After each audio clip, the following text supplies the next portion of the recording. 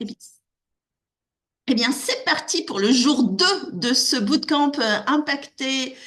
J'allais dire impacté, oui, impact et conversion, mais impacter et convertir, ça marche aussi. 4.0, il y a non, Madé qui sourit parce qu'effectivement, elle sait que je suis en train de penser à Biba et que je viens de parler d'elle il y a 2 secondes en aparté. Donc, forcément, ça m'a perturbée. Mais effectivement, impact et conversion, ça, c'est un point commun qu'on a, hein. L'impact, c'est ce qu'on a vraiment envie de faire pour aider au maximum les gens. Donc voilà, ce jour 2. Je vous l'ai dit, on va rentrer vraiment là dans le cœur de l'IA, sans oublier l'humain, parce que vous savez à quel point ça me tient à cœur de ne pas oublier cette dimension très très humaine, mais voir justement comment on va pouvoir combiner ces deux choses, hein, notre savoir-faire humain et la technique, l'intelligence artificielle, pour aller chercher plus de performance. Et on va décortiquer ça tout au long du processus de vente avec des exemples concrets, avec des démos live et on espère que la technique sera avec nous parce qu'on se met toujours un petit peu en danger quand on parle, enfin, quand on fait de la démo en direct. Mais moi, j'aime bien, ça fait partie des joies aussi du live. Oui, voilà. Alors, je vois que comme j'ai fait allusion à Biba, ça éveille des curiosités. Il y a plein de gens dans le groupe qui connaissent. Alors, je vous laisse répondre dans le chat pour eux parce que moi, je vais me concentrer sur la présentation. Je vais vous partager mon écran déjà pour commencer. Ce sera plus simple pour vous pour suivre. Hop, partager, partager. Je vais vous partager l'écran 2. C'est bien ça que je veux faire. Hop, et j'ai bien là. Alors, mhm, je voudrais voir. Voilà. Hop, non, ça ne va pas. Je vois pas si vous voyez l'écran, en fait. C'est ça qui m'embête. Si, c'est bon? Ok. C'est bon. Ok. Alors, parce que moi, je vois pas ça. Donc, c'est ce qui m'embête.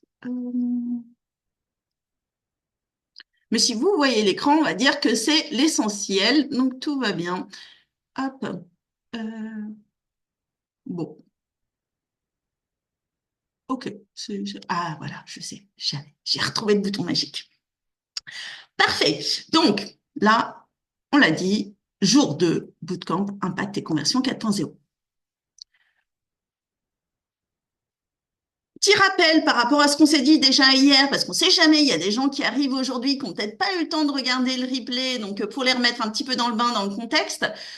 Ce qu'on s'est dit, c'est qu'aujourd'hui, intégrer l'IA dans la vente, eh ben, c'est parce que ça nous fait gagner du temps, hein, très clairement, pour aller chercher de l'automatisation, éventuellement, ou en tout cas de l'assistance. Moi, j'ai une réserve sur l'automatisation, mais vraiment de l'assistance sur des tâches répétitives. Pour être très clair sur le sujet, ma position, encore une fois, tout ça est très personnel, hein. Moi, je vous partage mon avis pour inspiration. Après, vous avez tout à fait la possibilité d'avoir un avis différent et de le construire par rapport à ça.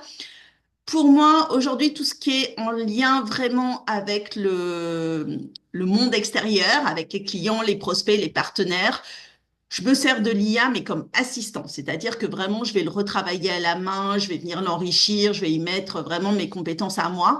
En revanche, l'automatisation, je m'en sers pour des choses back-office, en fait, des choses qui sont en interne et qui se voient pas de l'extérieur, des tâches répétitives, hein, comme de pouvoir, je sais pas moi, chaque fois que on a un paiement qui rentre sur un logiciel, que ça mette un dossier spécial dans notre ordinateur, ça, par exemple, ça peut être des choses super intéressantes à automatiser et qui n'ont pas d'impact direct sur le client qui se voit pas de l'extérieur.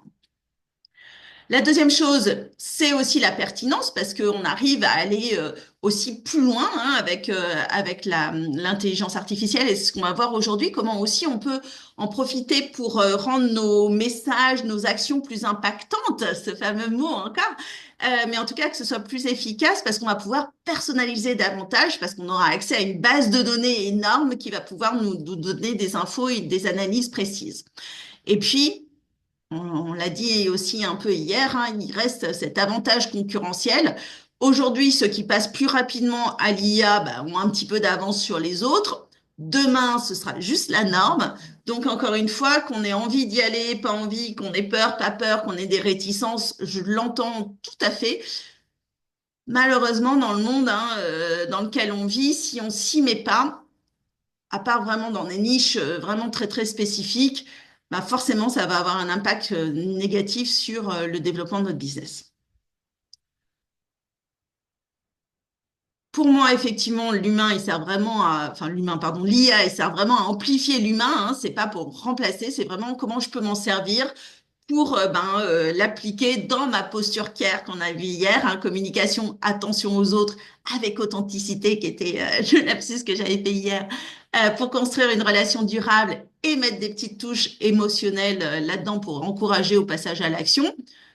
Assisté, amplifié, augmenté par l'IA qui va pouvoir analyser des données et automatiser certaines tâches.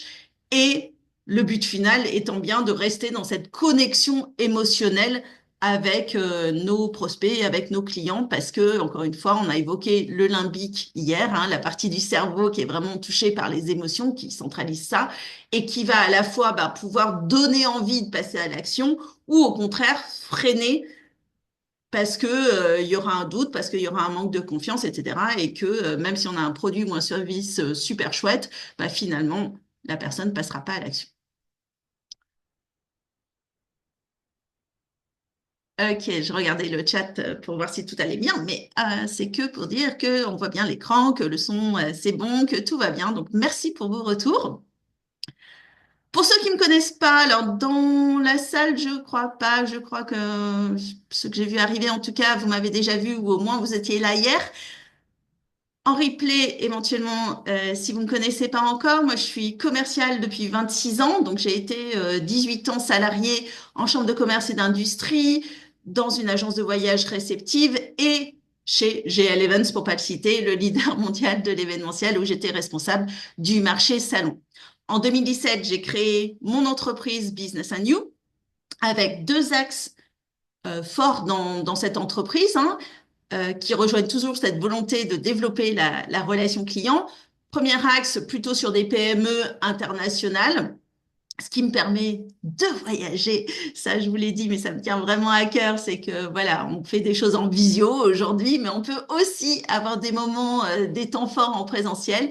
Et ça me permet de me balader un petit peu partout en France, mais aussi au Brésil, aux États-Unis. Et moi, c'est quelque chose qui est fondamental pour moi, d'avoir ces échanges aussi culturels. Et puis, à côté de ça, j'ai une petite partie de mon activité qui est une activité de cœur qui sert à accompagner mes collègues entrepreneurs parce que on a tous plein de casquettes sur la tête et il y en a une qui est fondamentale pour tous les solopreneurs ou TPE, c'est le développement commercial, c'est d'avoir suffisamment de clients pour survivre et passer cette fameuse barre fatidique là des 5 ans que la moitié des entreprises n'arrivent pas à dépasser. Et donc là, j'ai un programme avec des offres vraiment adaptées, dimensionnées pour des solopreneurs, notamment un groupe de mentoring Peps ton business, avec quelques représentants d'ailleurs de ce groupe dans la salle, mes clients chouchous fidèles. Certifiée bien sûr comme formatrice et aussi en négociation à Harvard, une certification aussi en cours sur l'IA, mais ça, voilà, on attend la semaine prochaine pour savoir si je passe mon examen avec brio. Je vous tiendrai au courant. Alors, si on prend ce process de vente, effectivement, on est sur une partie qui va être, d'abord, je vais commencer par cibler, ensuite, je vais prendre contact avec la personne. Si tout se passe bien, je vais avoir un rendez-vous, donc il va falloir le préparer, faire le rendez-vous. Closer, comme on dit. Moi, je travaille beaucoup, j'ai pas précisé, mais je travaille beaucoup dans la tech. Alors, c'est vrai qu'on a tendance à utiliser plein de mots anglais et je vais essayer de vous éviter un maximum d'anglicisme. Mais closer, c'est convertir, en fait, c'est remporter le rendez-vous, c'est-à-dire le convertir en contrat signé. Et puis, bien sûr, le suivi qui est tout aussi important derrière. Sur la qualification des leads, c'est-à-dire la recherche de contacts qu'on va avoir, l'IA va pouvoir venir renforcer ça parce qu'on a notre process habituel, classique, qui va être de faire des recherches sur Google, sur LinkedIn. On va pouvoir déjà aller assez loin avec des filtres, avec des outils de tri, mais avec des outils spécifiques, on va pouvoir aller plus vite, plus efficace et avoir plus d'informations, puisqu'encore une fois, notre intelligence artificielle, celle que vous aimez, hein, ChatGPT, Gemini, Claude, Mistral, Copilot, je ne vais pas toutes vous les citer, elle va pouvoir vraiment accélérer le processus et puis elle a accès à cette base de données mondiale que nous, on n'a pas le temps matériel on n'a pas accès déjà. Et puis en plus, même si on avait accès à cette base de données, on n'aurait pas le temps de traiter toutes les informations qui sont dedans. Là, il y a des outils spécifiques qui existent. Alors, je ne sais pas si vous en connaissez, vous pouvez me les mettre dans le chat. D'ailleurs, c'est intéressant. Mais par exemple, il y en a un qui s'appelle Walaxy, qui est plutôt spécialisé sur LinkedIn. Je ne sais pas si vous le connaissez. Il y en a plein d'autres, hein, mais je ne veux pas vous abonder de noms. Je pourrais vous en donner à l'occasion si vous voulez. Mais est-ce qu'il y en a qui utilisent ça, qui utilisent des petits moteurs boostés à l'IA pour aller chercher des profils spécifiques?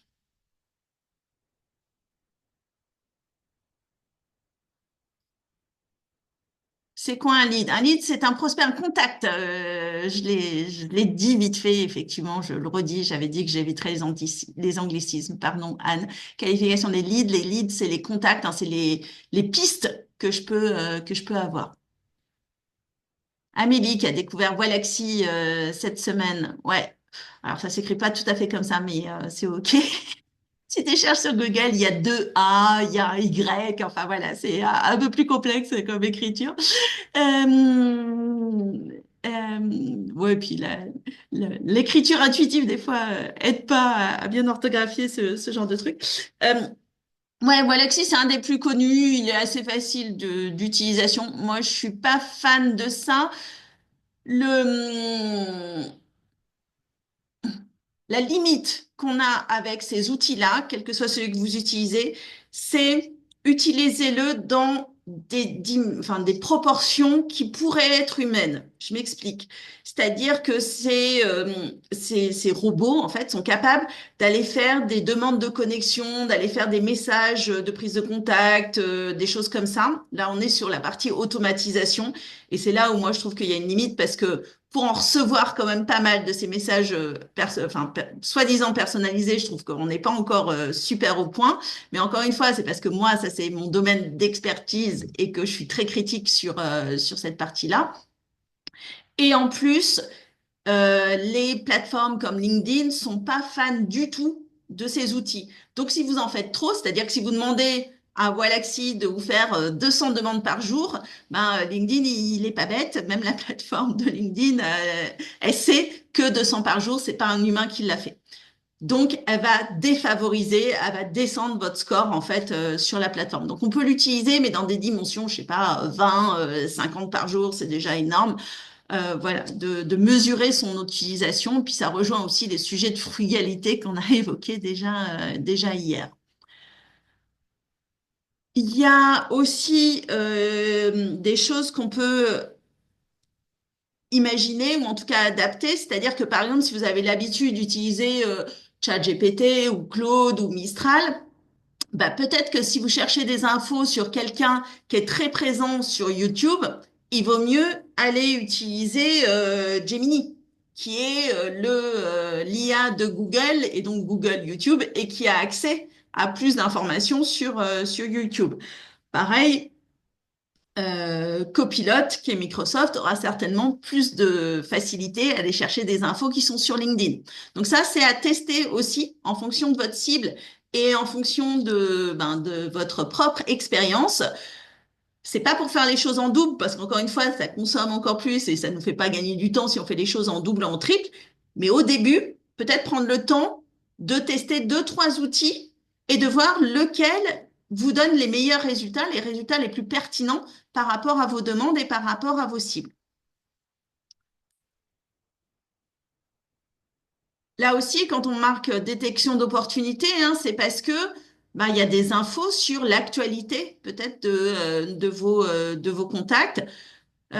S'il y a, notamment quand on travaille avec des plus grosses entreprises, s'il y a des levées de fonds, s'il y a des rachats d'entreprises, s'il y a des choses comme ça qui se passent, ça peut être des moments bah, soit où ça va être plus complexe, ou au contraire des moments où ça va créer des opportunités plus fortes. Donc ça peut être aussi quelque chose à prendre en compte et bah, nous, on n'a pas forcément ces infos-là accessibles facilement, alors que notre IA pourra le faire. Par contre, j'ai fait rentrer quelqu'un d'autre dans la salle. Euh, Deuxième étape, bah, j'entre en contact avec la personne. Je vais le prospecter, je vais le démarcher. Alors là, je sais que rien que le titre, prospection en général, il y a tout le monde qui fait « Oh, je ne veux pas écouter ça, ça me plaît pas. » Ça fait, c'est la partie qui plaît en général le moins à ceux qui ne sont pas entraînés à la partie commerciale.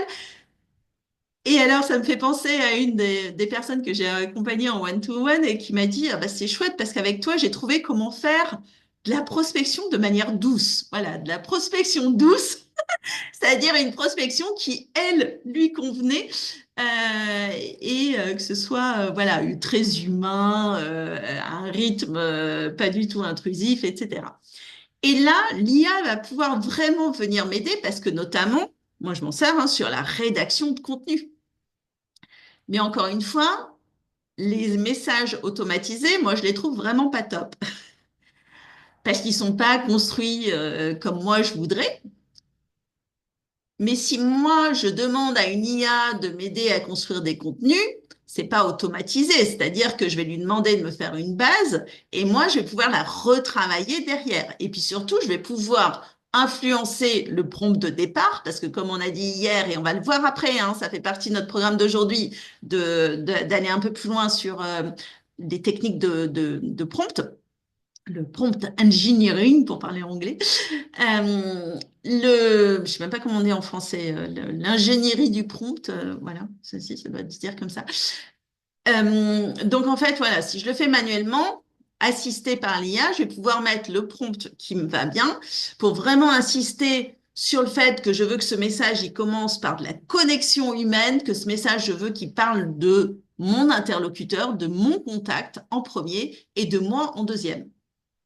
Très concrètement, l'IA aujourd'hui, si vous lui précisez pas ça, même si vous lui dites comporte-toi comme un commercial expert ou un expert de la vente dans tel secteur, etc., franchement, il se comporte comme la moyenne des commerciaux, pas forcément comme le haut du panier. Et vous voulez avoir des messages haut du panier, pas des messages de la moyenne. Et malheureusement, même encore aujourd'hui, il y a beaucoup de commerciaux qui y vont en mode bah, mon produit, c'est le meilleur, quoi. Et on a vu hier que c'était pas ça qui faisait passer à l'action, que c'était pas comme ça qu'on arrivait à être convaincant. Donc, oui, je vais utiliser de l'IA pour m'aider à créer les contenus, à créer des messages, mais je vais bien lui donner les indications pour que l'IA pense à intégrer vraiment des choses importantes pour moi dans ma démarche hein, vraiment client-centrique.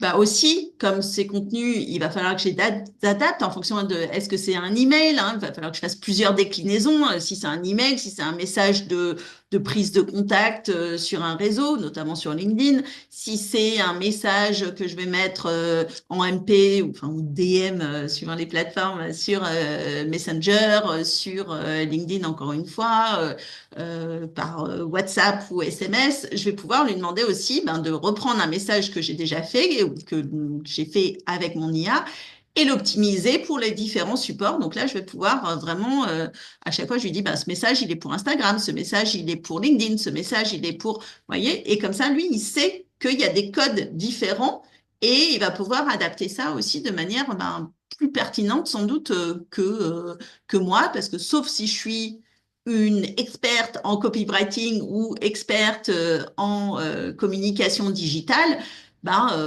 vous vous souvenez, hein, c'est ce que j'ai dit hier, quand on est sur des compétences moyennes, c'est-à-dire qu'on est des utilisateurs mais pas des experts du domaine, ben, en général, l'IA arrive à faire mieux que nous si on lui donne les bonnes indications. Et puis, bien sûr, on reste critique, hein. On va pouvoir challenger ça. On peut aussi lui fournir les réponses de notre prospect.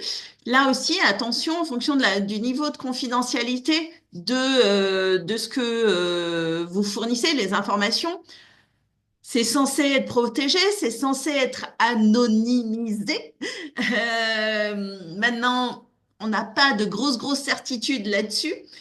Et on voit bien ce qui se passe déjà avec les réseaux sociaux, hein, avec TikTok en ce moment qui est dans la tourmente par rapport aux infos qui sont communiquées, etc. Donc, si vous travaillez dans des secteurs ultra sensibles ou si vous n'avez pas envie de mettre des informations trop, j'allais dire intimes sur votre vie professionnelle, hein, sur la santé de votre entreprise, sur les clients avec qui vous travaillez, etc., eh bien, vous pouvez là anonymiser, c'est-à-dire cacher le nom des entreprises ou préciser simplement le secteur d'activité, le type de fonction de la personne avec qui vous travaillez si vous voulez pas mettre son nom. Enfin, vous voyez, on peut contourner un peu ça. Mais en tout cas, c'est toujours intéressant de donner vraiment des contenus, hein, si on a des messages que nous, on a écrits ou des messages de retour de notre client, pardon, parce que je suis en train d'essayer d'admettre encore des gens dans la salle et du coup, je clique pas au bon endroit. Ça peut être intéressant de lui donner parce que là, il va pouvoir analyser de manière très précise. Alors effectivement, derrière, ben, on va se préparer. On va se préparer à notre rendez-vous. Et là, je vais aller chercher des infos encore plus précises. Évidemment, j'ai qualifié mon lead, hein, j'ai qualifié mon contact, ma piste au départ. Je me suis dit que ça pouvait rentrer dans les gens qui étaient intéressants à démarcher.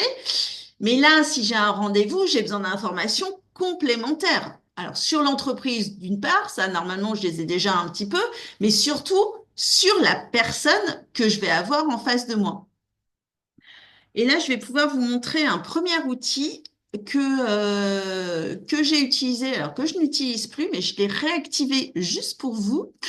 Alors, ce qui m'embête, c'est que je ne crois pas avoir vu Virginie aujourd'hui. Mince, c'est l'exemple que j'avais pris. Ah, ça m'embête de le faire dans son dos, mais il n'y a rien, il y a rien de ni de confidentiel, ni de, je sais pas comment dire, méchant ou quoi que ce soit. Donc c'est pas très grave.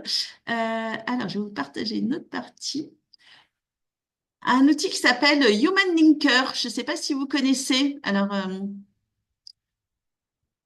Human Linker. Je cherche ma... hop, je ne peux pas partager juste... Pourquoi il me fait ça? Ok, alors on va faire autrement. Hop, ça vous parle pas Human Linker? Il y en a un autre qui s'appelle Crystal Nose. Non, si ça vous parle plus, je sais pas. Tac, voilà, on va faire ça. Comme ça. Non, on va mettre mon LinkedIn plutôt. Hop. Alors, Human Linker, il marche avec LinkedIn. On a une extension Chrome qui existe. Il y en a plusieurs hein, qui existent comme ça. Hop, je vais me mettre au bon endroit. Je vais aller chercher Virginie et je vais vous montrer. Hop, normalement, ça doit fonctionner. Je vérifie que ça fonctionne avant de... Hop. Alors, évidemment, quand on veut que ça marche, c'est là que ça ne marche pas. Si, c'est bon. Alors, tac, je reviens vers vous. Je vous ai perdu. Mais je sais que vous êtes toujours là. Hop, je partage. Tac. Mon écran 2. Là, vous voyez, je suis sur mon LinkedIn, je suis sur le profil de Virginie Blateron qui était avec nous hier. Et vous voyez que là, j'ai un truc que vous n'avez pas, vous, c'est le petit H de Human Linker. Donc, c'est une extension Chrome. Hein. Je vais sur le site de Human Linker, enfin, je tape sur Google, je trouve Human Linker, j'installe l'extension. Human Linker, ça s'écrit Human, hein, H-U-M-A-N, et Linker comme créateur de liens, donc L-I-N-K-E-R. Et donc après, sur mon LinkedIn, je vais avoir cette fonction-là, engagée, qui va me permettre d'avoir, Alors, c'est là qu'il veut pas parce qu'il fait comme si on n'était pas connecté. Et ça m'embête. Voilà. Évidemment, pourtant, il a bien mon compte. Alors, save, est-ce que ça te va mieux? Je vous assure qu'hier, ça marchait très bien hein, quand je l'ai réactivé pour vous. Alors, sinon, ce qu'on va faire, c'est qu'on va aller sur le site de Human Linker. Parce que là, évidemment, je vous avais dit hein, que faire des démos en direct, c'était un truc qu'il ne fallait jamais faire. Je l'ai dit ou je ne l'ai pas dit? Tac, tac, tac. Alors, je vais me loguer. Peut-être que ça va aider. Hop, là. Voilà, je l'ai là, Virginie. Vous voyez mon écran Human Linker, là, le tableau de bord? Ouais, ok. Donc là, en fait, on a, parce que j'ai fait ce que je vous ai montré, là, le H sur Virginie, j'ai droit, je sais pas, 30 crédits gratuits avant de devoir passer à un plan payant. Et là, ça va me donner, en fait, des infos sur Virginie. Et pour ceux qui connaissent la méthode DISC sur les profils de comportement, en fait, c'est la méthode que ça utilise. On a Amélie dans la salle qui, elle, utilise certainement quelque chose d'un peu équivalent qui est le Equinox, qui ressemble un peu. Ça peut être peut-être vous connaissez les styles sociaux ou le MBTI ou des choses comme ça. Bon, là, c'est sur le modèle disque et on va avoir une vue de son profil qui va nous dire un petit peu comment, comment elle se comporte. Et je peux même aller voir son profil complet. Ça, c'est pas Virginie qui l'a donné. C'est Human Linker qui est allé chercher sur LinkedIn par rapport à ses posts, par rapport à ses commentaires, par rapport à ce qu'elle publie sur LinkedIn. Human Linker a fait l'analyse de son profil. Ça reste à prendre avec là aussi, des limites. Moi, je connais très bien Virginie. Je sais qu'elle est capable d'être beaucoup plus rouge que ce qui est marqué sur ce profil-là. Mais Virginie, elle travaille dans le domaine des RH. Et Human Linker a tendance, l'intelligence artificielle a tendance à avoir un biais qui fait que on est dans les RH, donc on a ce profil vert qui va être très fort et qui va influencer son analyse de son profil. Ça m'est arrivé aussi avec un autre profil qui était un contact que j'avais, un prospect, où Human Linker me sortait, ou Crystal Nose, je ne sais plus lequel des deux, mais peu importe, me disait que mon contact était rouge, c'est-à-dire très dominant, direct, décideur, fonceur, etc. En vrai, il était tout à fait l'opposé, c'est-à-dire il était très vert, ce qui est l'harmonie, le collectif, plus de lenteur à prendre les décisions. Pourquoi l'IA pensait que mon interlocuteur était rouge? Parce que en fait, il publiait des posts corporate qui étaient très assertifs, très on fonce, etc. Mais c'était pas lui. Donc c'est pour ça que je dis attention. Mais sur quelqu'un qui publie vraiment régulièrement, on peut avoir quand même une tendance qui va être intéressante et qui va nous commencer à nous donner des indications. Et puis, il va aussi me proposer, là, si je tape sur générer des icebreakers, hein, des brises-glaces, il va me proposer des messages de connexion. Alors, je les découvre en même temps que vous parce que j'avais pas regardé. Voyez, par exemple, là, on est bonjour Virginie. Votre réflexion sur l'authenticité et son impact sur le turnover m'a interpellé, etc. Franchement, il s'est amélioré. La dernière fois que j'ai utilisé cet outil, c'était peut-être il y a un an, et on n'était pas là-dessus. On était sur première phrase. Ouais, business and news, c'est machin, et très agressif en fait dans la démarche. Là, on est pas si mal. En fait, il y a des choses qu'on va pouvoir améliorer parce que je trouve que quand même ça va un peu vite. Mais on est sur quelque chose qui, si je suis vraiment pas au point sur les messages de prise de contact, sur comment aborder les gens, bah, ça peut m'aider. D'accord? Donc, ça peut me rendre moyen plus, ou en tout cas bon à quelque chose où moi, je suis plutôt moyenne. Et ça, le message, il est aussi adapté. Hein, si la personne elle avait un autre profil, eh ben, il me ferait un message différent en fonction de ce type de profil. Là, vous voyez qu'elle est identifiée très jaune, donc c'est-à-dire ben, comme moi, hein, très punchy, enthousiasme, positif, etc. Donc le message, il est court et un peu direct. On peut avoir aussi des exemples d'emails, donc avec des versions un peu plus longues. Voilà, bon, il reprend évidemment les mêmes sujets, hein. Mais ça peut vous donner des idées. Ça peut être intéressant aussi sur enfin, sur la version gratuite, en fait, pour vous inspirer, en fait, pas forcément pour utiliser après de manière automatisée, encore une fois, mais pour vous entraîner et vous donner des idées. Il peut y avoir une première approche là intéressante pour vous. Alors, est-ce que maintenant que j'ai connecté, ceci dit, il me permet là de... Non, non, je sais pas. Alors, pourquoi il veut pas? On va pas trop se poser la question là tout de suite. C'est pas grave, on a réussi à voir quand même. Mais en tout cas, c'est en cliquant là sur ce H d'engager que normalement, on a bien accès à son profil et aux informations. Sinon, vous pouvez les retrouver évidemment par le tableau de bord directement de Human Linker, comme je vous ai fait là à l'instant. Donc ça, le premier outil, vous pouvez mettre hein, dans le chat ce que vous en pensez, ce que ça vous inspire. Voilà, ça peut être intéressant. Amélie qui rigolait, je suppose que c'est par rapport au équinoxe. Ou par rapport au fait que ça marche pas, c'est possible, mais, que tu te moques gentiment de moi. Non, c'est par rapport à Equinox, ok. Donc voilà, donc sur Human Linker, je vérifie où j'en suis, est-ce que surtout pour rien oublier de ce que j'avais envie de vous montrer. Euh, ok. Si vous utilisez, vous, d'autres outils qui peuvent être intéressants aussi à partager avec les autres, sentez-vous libre aussi de commenter dans le chat. Merci Mabé qui trouve ça intéressant. Après, moi, j'ai pas d'action chez Human Linker, hein, donc peu importe, c'est pas grave, mais c'est pour vous donner des pistes. Encore une fois, il y a plein de choses qui existent. Moi, je veux juste vous donner quelques pistes d'inspiration.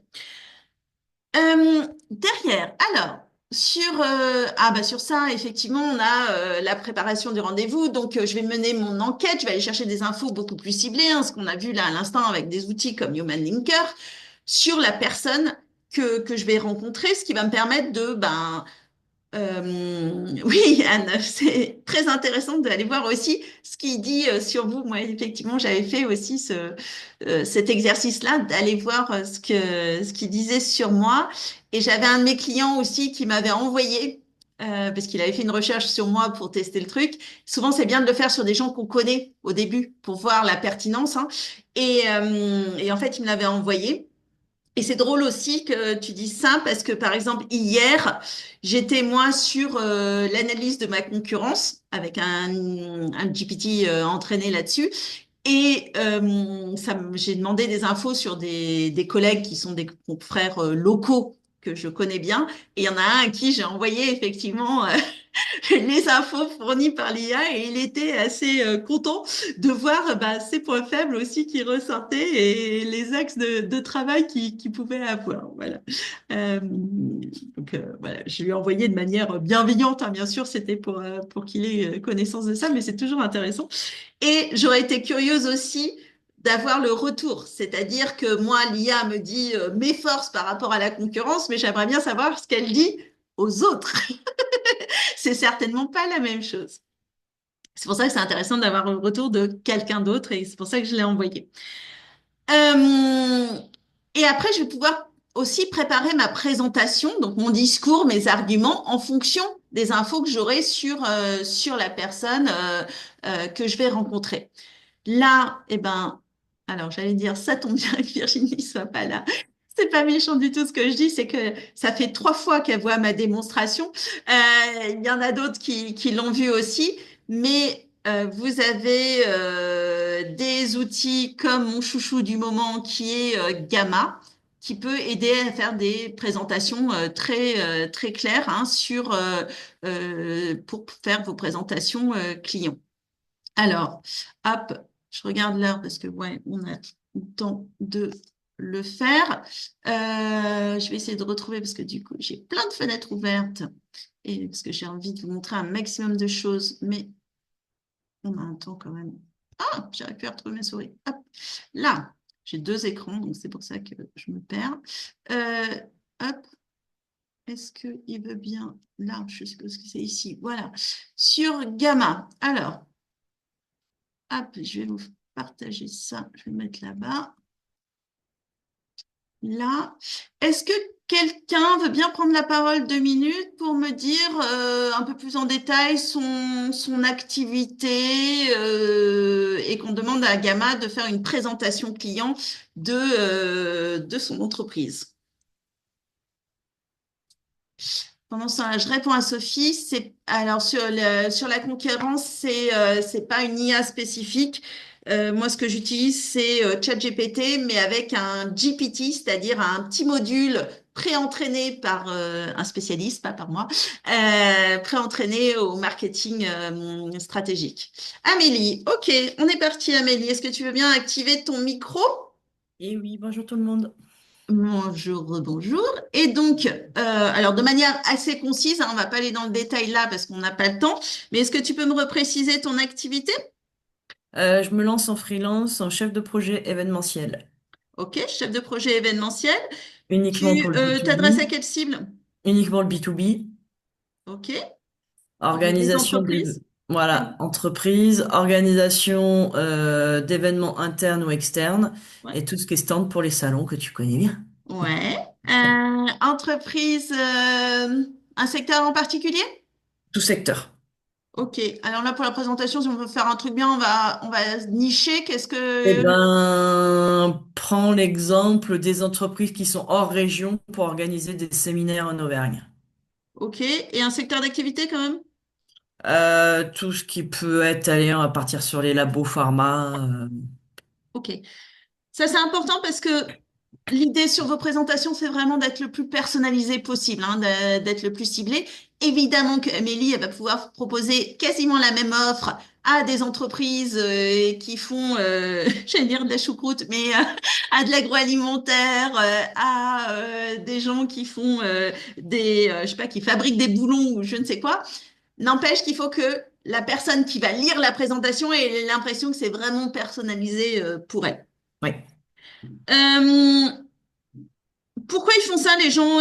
Ça répond à quel besoin et surtout à quel caillou? Alors, j'ai plusieurs axes, moi, Ouais, mais on va partir, j'en ai un qui est vraiment sur tout ce qui est les dirigeants, managers, sur tout ce qui va être leadership. ok. Après, je peux avoir un qui est plutôt sur le management au sens large, donc transition, cohésion d'équipe, etc. Ok. Et les cailloux qui sont en face, c'est quoi? Et ben, c'est soit la fuite de talent, soit du turnover, soit fédérer les équipes. Ouais, c'est beaucoup en fait de la fuite de talent. Ouais, oui, puis mauvaise cohésion, enfin mauvaise communication Mauvaise cohésion, interne. mauvaise Ok. communication, communication d'équipe, ce qui fait qu'il y a une performance qui est moindre que s'il y avait un bon Ok. collectif. Et puis on a peut-être aussi le fait qu'aujourd'hui on travaille beaucoup en distanciel et qu'ils Essentiel. ont besoin de temps Besoin de pour se retrouver. refédérer, ouais, les Hein. équipes. Ok. Donc ça, très bien. Ok. Bon. Il y a un site internet? Il est en cours, il est presque fini. Ok. Tu publies sur quoi? Moi, je suis sur O2 Switch. Il est Ok. pas en ligne encore, hein. Ok, donc on va juste donner ton nom. Ok. Donc moi, ce que je fais dans ces cas-là, J'ai que ma page LinkedIn pro, par contre, si tu veux. ah oui, bah ça c'est bien, J'ai ça, Insta. J'ai ça permet Insta de. et la page pro pour l'instant et le Ouais, site mais est il va toujours trouver, disponible. il va se débrouiller. Alors, ce que je fais dans ces cas-là, c'est que je prends mon chat GPT sur mon téléphone. Pourquoi je le prends sur mon téléphone? Parce que des fois, j'ai envie d'aller vite, comme aujourd'hui, et donc sur mon téléphone, j'ai la petite touche micro qui fait que je peux parler, ce qui va plus vite que si je devais tout taper. Donc là, je prends mon micro et je lui dis. Donc, bonjour, je suis avec ma collègue Amélie Rebours, Rebours. Elle est freelance chef de projet événementiel. Elle travaille avec des entreprises B2B et elle veut attirer des entreprises qui ne sont pas en Auvergne pour organiser des événements à Clermont-Ferrand, notamment des labos pharmaceutiques. Les enjeux de ces entreprises, de ces clients, c'est surtout de réduire la fuite de talents, de faire en sorte qu'il y ait une meilleure communication interne et puis surtout de créer des temps forts puisque les gens travaillent beaucoup en distanciel. fais-moi un prompt pour une présentation dans Gamma. Attention, je veux que la première slide soit orientée connexion client, c'est-à-dire qu'elle parle de la transformation. La slide 2 des enjeux pour mes clients. Ensuite, 3-4 slides de présentation de mon activité. Et à la fin, n'oublie pas une slide spécifique pour mettre mes coordonnées.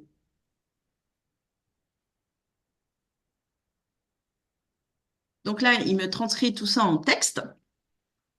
Pendant ce temps-là, je vais me connecter de l'autre côté sur mon chat GPT pour que vous puissiez voir.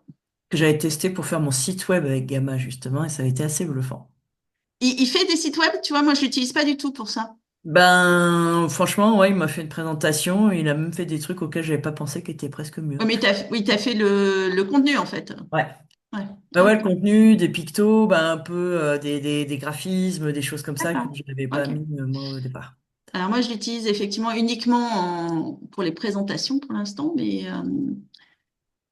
ok, il faut juste que ça synchronise de l'autre côté.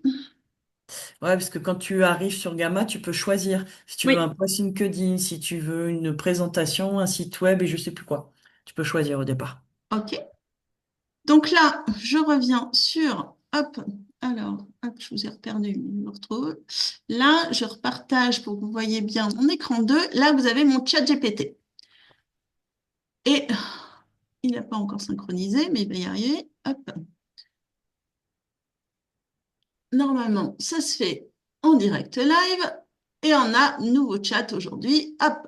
Et donc là, j'ai un prompt pour Gamma. Alors, on est d'accord que en temps normal, hein, je prends le temps de... ah, oui, c'est que c'est pas encore arrivé de l'autre côté, pardon. Il faut quand même le laisser un petit peu travailler parce que j'ai bien 5 slides sur mon téléphone, mais j'ai pas les 5 encore sur. Voilà, ok. Donc là, je vais même faire mieux que ça. Je vais prendre, hop, je vais faire un copier là et je vais aller dans Gamma. Vous voyez Gamma là? Oui, Ouais. ok. Je vais faire créer, coller le texte. Évidemment, normalement, on est d'accord, je prends le temps de vérifier ce que je raconte, hein, parce que là, je suis en train de faire confiance aveuglément à l'IA et on est d'accord que c'est absolument pas ce qu'il faut faire. Mais là, c'est juste pour la démo pour aller vite. Hop. Et puis là, il a écrit avec un G, donc il va pas me trouver s'il va sur Internet. Alors, ça, on va le changer par contre. Hop. Ça, c'est important pour que, bon, c'est pas grave, c'est mal écrit, mais ça, il s'en fiche. Et là aussi, hop. OK. Donc là, on y va. On lui dit de continuer. Donc là, il est parti. Il nous laisse une deuxième chance de revérifier là, de modifier des choses, hein, de personnaliser. Là, je vais encore une fois très vite. Moi, j'ai un modèle personnalisé ici qui est mon modèle à moi, mais sinon, je peux choisir le modèle que je veux. Tiens, on va prendre celui-là, hop, et on lui dit générer. Et là, c'est magique parce qu'en 30 secondes, peut-être aujourd'hui, il va me faire mentir, mais là, vous voyez, on a les slides qui démarrent et le temps que je finisse ma phrase, bah, il aura généré les 5 ou 6 slides qu'il avait envie de me faire. Ce que je trouve génial là-dedans, c'est que, vous voyez, il me fait même, je lui ai pas dit hein, pourquoi Clermont-Ferrand en fait, mais là, il va trouver lui-même les arguments parce qu'il va chercher sur Internet, etc. Il va chercher des infos. Il va me faire le masque pour les témoignages clients, ce que je lui ai pas demandé, mais ce que je trouve sympa. Bon, comme on est dans l'événementiel, la com, tout ça, il me dit, tiens, si on se retrouvait autour d'un café, franchement, c'est un peu vu, revu, et on va éviter ce genre de trucs, mais il a bien pensé à me faire la slide avec les coordonnées à la fin. Euh, voilà, si votre prochain événement, révélez vos tableaux cachés des événements, hein, il met les arguments. Là où je trouve qu'on gagne énormément de temps, c'est sur les accroches. Souvent, elles sont pas mauvaises. Ouais. La structure, on a quelque chose qui est bien présenté. Nous, des fois, on bidouille un peu et ça donne un truc qui est pas ultra clair et ultra facile à lire pour les gens en face. Et puis surtout, des images d'illustration. Bah, c'est là, enfin perso, moi, c'est là où je passais le plus de temps à aller chercher des images dans des banques d'images ou à trouver une photo pas terrible que j'avais en stock. ou sinon demander à l'IA de me faire des images, mais franchement, ça prend aussi du temps. Et puis, comme le prompt, il n'est pas super parce qu'on n'est pas des experts de prompt image, ben, il faut refaire, etc. Là, je trouve qu'on a des images de qualité. Il m'a même fait un truc, alors qui est un peu bizarre, mais qui Hmm. est censé être une photo du Puy-de-Dôme. Bon, à revoir. Et voilà. Donc ça, cette photo, je la trouve super belle, par exemple, autour d'un café. Je peux changer la phrase, mais laisser la photo du café, ce qui est plus subtil. Et qu'est-ce que je voulais vous dire par rapport à ça? Et puis surtout, voilà, si je lui ai donné les bonnes consignes, hein, on est d'accord qu'il met bien la promesse de transformation, il met bien les enjeux pour les clients. Il va même me trouver des arguments supplémentaires auxquels moi, j'ai peut-être pas pensé. Sans surcharger vos équipes, bah ouais, c'est vrai, si je délègue ça, bah effectivement, c'est pas mon assistant de direction qui va devoir passer les trois quarts de son temps à organiser le séminaire. Enfin, voilà. Donc, je trouve que il y a des idées, en tout cas en mode inspiration, qui sont toujours super intéressantes, des présentations, enfin des mises en page hein, qui sont quand même assez chouettes et propres, et puis les images d'illustration qui font gagner un temps phénoménal, quoi. Après, ça, on peut l'exporter hein, quand vous faites là. Vous pouvez le partager avec des gens, mais vous pouvez aussi l'exporter. Vous voyez, vous pouvez l'exporter en PDF, en PowerPoint, en Google Slide. Vous pouvez l'exporter en image. Vous pouvez ensuite un de ces formats, le réintégrer dans Canva si vous voulez changer des choses et que vous avez l'habitude de travailler sur Canva. Enfin voilà, c'est tout à fait modulable. Ça reste encore une fois une base de travail qu'on va ensuite peaufiner. Moi aujourd'hui, je fais quasiment toutes mes présentations avec. Celle d'aujourd'hui, elle est faite avec Gamma, bien sûr. Ça veut dire que en moins d'une heure, ma présentation client, elle est faite. Et Je t'as la fais version pro gratuite, toi, du coup? Alors oui, c'est ça que je voulais préciser, c'est que toutes les premières, je les ai faites avec la version gratuite. Comme je l'utilise très régulièrement, aujourd'hui, je suis passée à la version payante. On est sur moins de 100 euros à l'année. Ah oui, donc Donc, là, c'est pratique.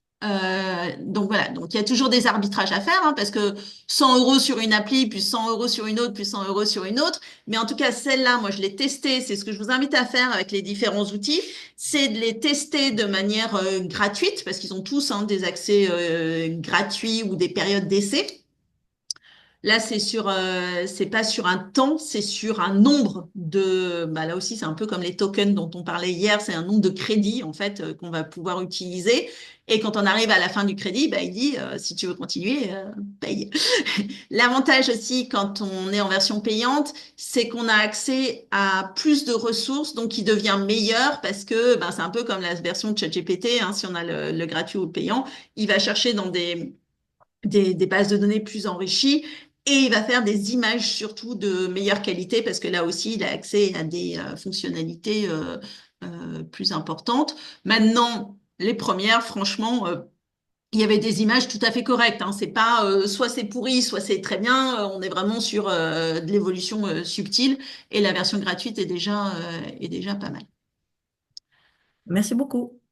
Avec plaisir. Ok, donc on continue. Là. Alors, comme je ne sais toujours pas, je ne vois pas ce que vous voyez, donc c'est ça qui m'embête. Mais vous voyez l'analyse post-rendez-vous? Ouais, cool. J'adore quand la technique fonctionne.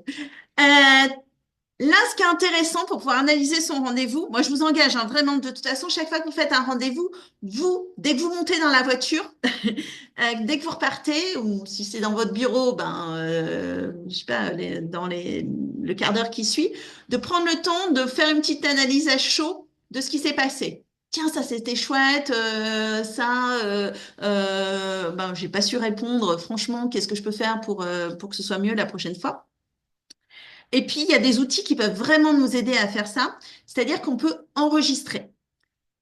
Là, par exemple, je suis en train d'enregistrer notre session Zoom, mais je peux le faire aussi avec un prospect, avec un client. Je peux enregistrer la session et ça va me permettre derrière de la réécouter. Mais je peux aussi, aujourd'hui sur Zoom, avoir Zoom Companion AI là, qui va venir m'aider, qui va me faire une synthèse de ce qui s'est dit. Il y a certains de mes clients qui ont des équipes commerciales, eux utilisent des outils comme Mojo, qui pareil analysent les entretiens, j'allais dire téléphoniques, visio avec les prospects et les clients, et ça donne notamment des indications qui sont intéressantes comme la répartition du temps de parole. parce que les commerciaux, ils ont tendance à accaparer un petit peu le temps de parole et qu'il faudrait idéalement qu'ils passent plutôt 60-70% de leur temps à écouter ce que le prospect il a à dire. Donc ça va donner des chiffres, mais ça va aussi faire une synthèse de l'entretien. Et là, ce qui va être intéressant, c'est que des fois, on va se rendre compte que il y a des infos qu'on a occultées parce qu'on a des biais, parce qu'on était concentré sur autre chose et que il y a des petites infos qu'on a manquées à côté. Et l'IA va nous les ressortir dans la synthèse et on va se dire, ah, tiens, ça c'est marrant, je l'avais pas vu ou je l'avais pas vu comme ça. Donc, qui est le plus biaisé, l'IA ou moi? Après, il faut que je prenne du recul et que je réfléchisse, mais en tout cas, ça me donne l'opportunité de me poser la question. Moi, j'utilise un outil aussi là pour ça qui s'appelle Plaude. Alors peut-être que certains connaissent aussi.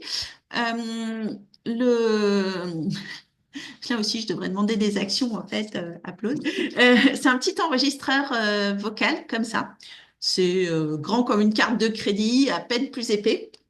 Ça se met dans un petit étui. Et en fait, ça permet d'enregistrer, alors soit votre téléphone, puisque c'est relié à une application hein, sur le téléphone. Donc, soit ça enregistre votre conversation téléphonique, soit ça enregistre le son dans la pièce. Voilà, c'est les deux possibilités existent. Et à la fin, alors je peux vous montrer parce que j'ai un rendez-vous qui est pas confidentiel que je peux vous montrer. Après, ça va donc sur l'interface là aussi, hein, l'interface de l'application, donc sur votre téléphone ou sur votre ordinateur. Moi, je vais vous montrer sur l'ordi pour que vous puissiez voir. Hop. Alors, il me propose de la pub. Faut que je rechange le partage ou vous voyez vous voyez mon upload? Moi, je ne vous vois plus. Alors, comme ça, tout va bien. C'est bon? Vous voyez l'interface upload? Oui, oui, c'est tout bon, on voit tout. Ok, bon, bah, c'est génial. Ça se met à jour automatiquement, donc top.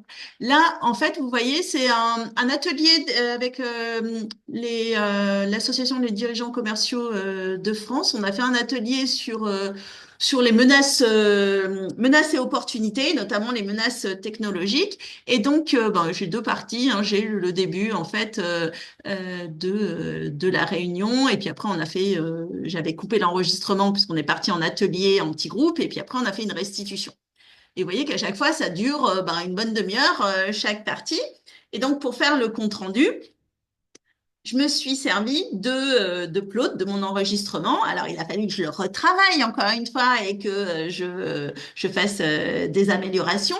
Mais c'est un compte-rendu qui m'a pris 30 minutes. Pour analyser une heure de réunion, moi, ça me prend plus longtemps que ça d'habitude. Et puis, en plus, je déteste faire des comptes-rendus.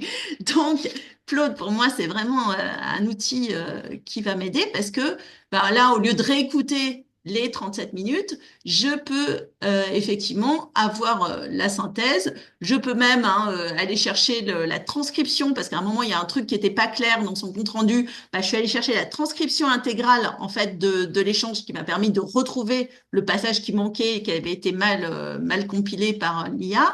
Et puis pour ceux qui aiment, je peux avoir aussi une sorte de mind map comme ça qui va ressortir. Donc, c'est un enregistreur vocal, ok, c'est chouette, hein, ça me fait un micro, ça m'enregistre la conversation, mais surtout, ça va être capable derrière d'aller l'analyser et de m'en sortir une synthèse. Ça me sort aussi un autre truc intéressant qui doit être à la fin de ce compte rendu. Alors, hop, les flèches, s'il veut bien. Voilà, c'est que vous voyez derrière, j'ai le plan d'action, toutes les choses qu'on s'est dites pendant la réunion, que ce soit arrivé à n'importe quel moment de la réunion, pas forcément à la fin, hein, il me les recentralise à la fin avec toutes les décisions qu'on a prises et les actions envisagées. Et puis, il me fait aussi des suggestions. Il me dit, ben, tiens, sur cette telle partie, vous avez évoqué un truc, mais vous n'êtes pas allé au bout. Peut-être que ça vaudrait le coup de poursuivre. Alors là, soit je lui dis, bah non, en fait, c'est parce qu'on s'en fichait et que voilà. Soit je me dis, bah tiens, ouais, c'est intéressant et ça peut être un sujet pour notre prochaine réunion. Vous voyez, mais encore une fois, ça m'interpelle sur des points que moi, j'ai pas forcément vus. Alors là, c'est une réunion, hein, c'est pas un rendez-vous client, mais ça peut tout à fait s'appliquer à une réunion, enfin, un rendez-vous prospect ou client. Oui, Amélie, ça s'appelle Plaude. Là aussi, en termes de prix, on est sur des choses abordables, hein, parce que alors moi je l'ai acheté pas très cher, je crois que ça a un peu augmenté depuis, mais moi c'était mon cadeau de Noël 2024. Je me fais toujours un cadeau de Noël pro aussi. Et en fait, ça devait être 110 euros à l'époque, l'outil, plus 5 heures de transcription IA par mois. Voilà, ce qui, moi, me suffit. Après, on peut aller chercher davantage. Et vous avez vu peut-être au début, là, il me faisait une offre pour, voilà, une offre professionnelle. Donc, ils font régulièrement des offres professionnelles pour aller plus loin. Moi, honnêtement, aujourd'hui, ça me suffit. Je l'utilise pas à chaque fois. Donc, voilà, là aussi, je l'utilise quand ça a une vraie utilité, que ça me fait vraiment gagner du temps. Sur le quotidien, bon, bah, j'arrive à prendre des notes toute seule comme une grande. Là aussi, on rejoint encore hein, notre notion de frugalité, de à quel moment je l'utilise, à quel moment je l'utilise pas et quand est-ce que ça a vraiment une vraie valeur ajoutée. On continue dans notre process client. On a vu cette partie-là un petit peu hier. Alors, Martine, je crois qu'elle est là. Je crois que je l'ai vue arriver, Martine. Non? J'ai rêvé? Je l'ai vue arriver, mais elle a peut-être dû repartir parce que je l'ai vue entrer à un moment, ça c'est sûr.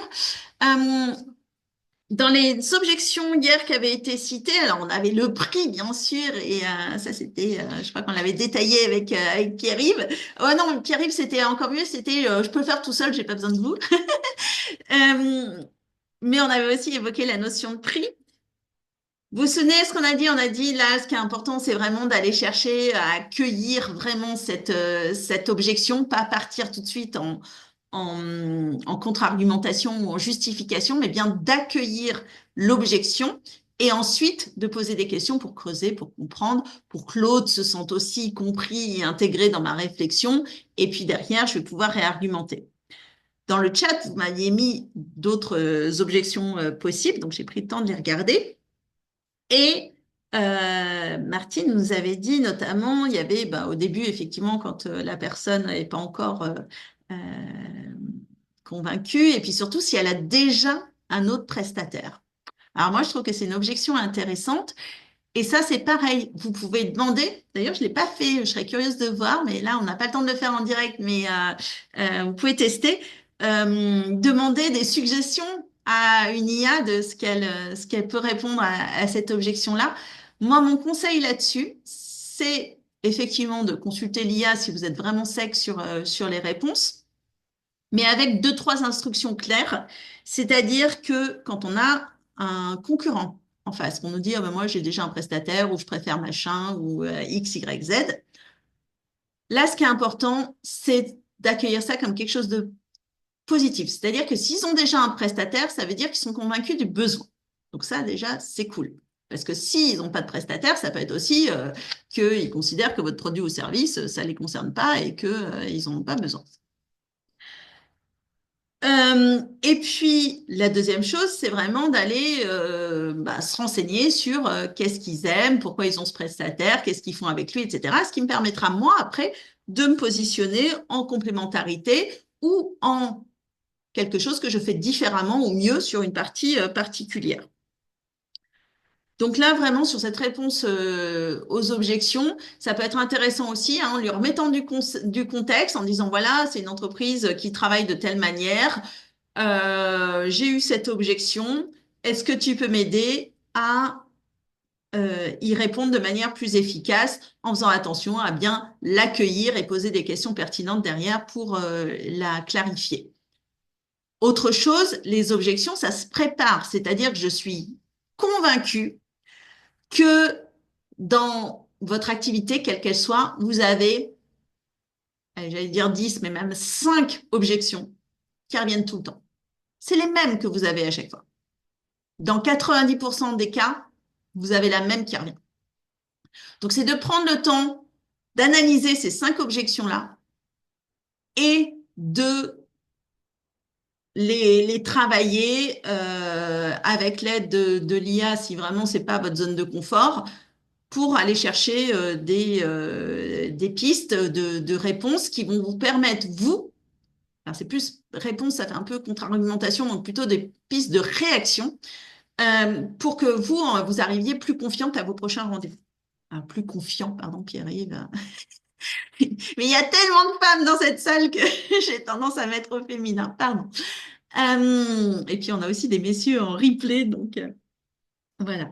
Donc là, vraiment sur l'IA peut vraiment vous aider à travailler cette partie, qui est encore une fois une partie cruciale. J'avais déjà un peu insisté dessus hier et qui est souvent mal gérée par les entrepreneurs en premier lieu et par la plupart des commerciaux aussi.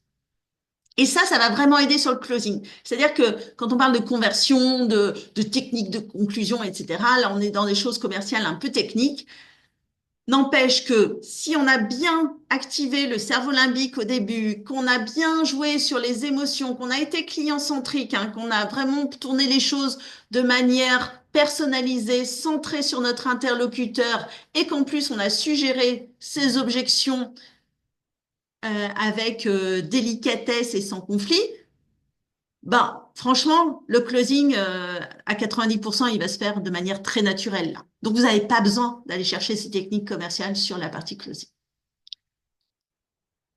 Ce qui est intéressant aussi, hein, c'est d'analyser effectivement, et là, encore une fois, l'IA est magnifique pour traiter tout ce qui est données chiffrées.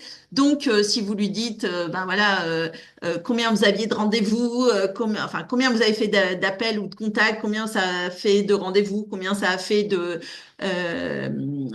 propositions que vous avez pu envoyer après d'offres commerciales et combien on finit par signer. Vous voyez, toutes ces données-là, si vous lui donnez un maximum d'informations, ça peut être dans un tableau Excel hein, que vous lui donnez, ben, il va être capable aussi de vous faire des retours constructifs en vous disant bah, quelle est la phase que vous pouvez améliorer par rapport à des taux moyens de votre secteur d'activité. Voilà, il va être capable vraiment de vous aider et de vous coacher un petit peu sur cette partie-là. Après, on a une partie, dernière partie intéressante, hein, qui est le suivi, qui va permettre de vraiment d'aller fidéliser. Et puis, je l'avais évoqué aussi hier, hein, le client le plus fidèle, c'est celui qui va devenir ambassadeur de ma marque et qui va faire mon boulot de commercial à ma place. Ben ça, c'est super confortable. Dans les périodes où on a plein de clients qui nous recommandent, et ben forcément, nous, on peut concentrer notre énergie sur autre chose.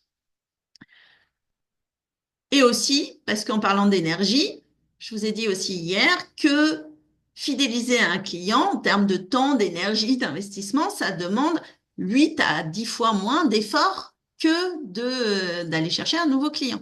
Donc, on a tout intérêt, en fait, à travailler la durabilité hein, de notre relation et de notre engagement client. Là, ce que j'aime bien faire, moi, dans suivi cette fidélisation, parce que des fois, c'est pas évident, on sait pas bien comment faire, on sait pas comment relancer, ou même d'ailleurs sur un devis qui est pas signé, hein, ça peut servir aussi à cette phase-là. Ben, on va devoir faire des messages. Mais alors, faire des messages pour dire, ah ben, je vous appelle pour faire un point, honnêtement, ça marche pas. Ou pour dire, ben tiens, alors exceptionnellement ça peut marcher hein, si on a vraiment une actualité forte, une nouvelle offre, etc. Mais c'est pareil, il va falloir la présenter en faisant le lien, en mettant de la cohérence avec ce dont lui il a besoin. Ça c'est le truc. Et puis il y a une astuce que moi j'aime beaucoup dans cette phase-là, c'est d'aller lui donner des ressources externes. Alors évidemment, on ne lui donne pas le lien vers ce que fait un concurrent vraiment direct. Parce que, bon, bah, forcément, il peut se dire que c'est tellement génial qu'il va aller voir le concurrent, donc on va pas non plus pousser le bouchon trop loin. Mais on va pouvoir lui donner bah, je sais pas, une infographie qu'on a trouvée pertinente, une ressource vidéo, un livre qu'on vient de lire et dans lequel il y a un passage qui répond vraiment à une de ces questions, un de ces enjeux. Moi, j'aime beaucoup les formats TEDx, les conférences, hein, c'est des formats 15-20 minutes, ça reste assez court. Et souvent, c'est des sujets intéressants. Donc, moi, j'envoie très souvent des liens vers vers des TEDx ou vers des gens reconnus internationalement comme du Simon Sinek par exemple ou du Chris Voss sur la négociation. Voilà, je vais envoyer des liens vers ça en disant bah tiens, alors c'est vrai ou c'est pas vrai, mais je vais dire tiens, je viens de voir cette vidéo. Des fois c'est une vidéo que j'ai depuis un moment, des fois c'est une vidéo que je suis allée chercher exprès en demandant à l'IA de me faire des recommandations de ressources pertinentes pour tel client dans tel contexte, etc. Mais peu importe. Par contre, je l'ai regardé, hein, la ressource, parce que j'envoie pas un truc sans savoir ce qu'il y a dedans, on est d'accord. Et je vais lui dire pourquoi ça m'a fait penser à lui, qu'est-ce que j'ai trouvé d'intéressant dedans, qui colle avec son besoin, etc. Soit purement la ressource et pour se rappeler à son bon souvenir et pour que ben, je redevienne top of mind, hein, que je sois à nouveau très présente dans sa mémoire, soit derrière une proposition aussi avec ce qu'on appelle un CTA, hein, un call to action, un appel à l'action, qui est bah, justement, tiens, c'est un sujet qu'on peut aborder dans une prochaine formation, qu'en penses-tu? Donc, et en lui proposant un rendez-vous, etc., etc. Et ça, je trouve que c'est un truc que je vois pas trop souvent chez d'autres, mais qui marche très très bien pour moi et pour ceux qui le font.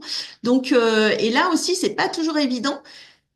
Et encore une fois, l'IA va pouvoir vraiment nous aider parce qu'elle a accès à toutes ces ressources de manière bah, assez rapide. Hein. Moi, avant, je passais un temps fou à chercher des trucs. Alors pour moi, hein, pour ma propre formation continue personnelle, parce que ça me sert aussi, hein, forcément, toutes les ressources que je leur envoie, mais aussi pour envoyer. Donc, vous voyez que ce temps-là, aujourd'hui, ben voilà, si je suis assez précise dans ma requête, dans mon prompt, ben, finalement, je vais pouvoir avoir des sujets intéressants. Puis des fois, il va aussi me donner un peu j'allais dire le hook, l'accroche pour arriver à faire le lien entre la ressource et la problématique vraiment personnelle de mon. Alors, si c'est mon client, je le connais bien, donc c'est plus facile. Mais si c'est un prospect, par exemple, des fois, il peut m'aider à trouver le lien logique entre la ressource et l'enjeu du prospect.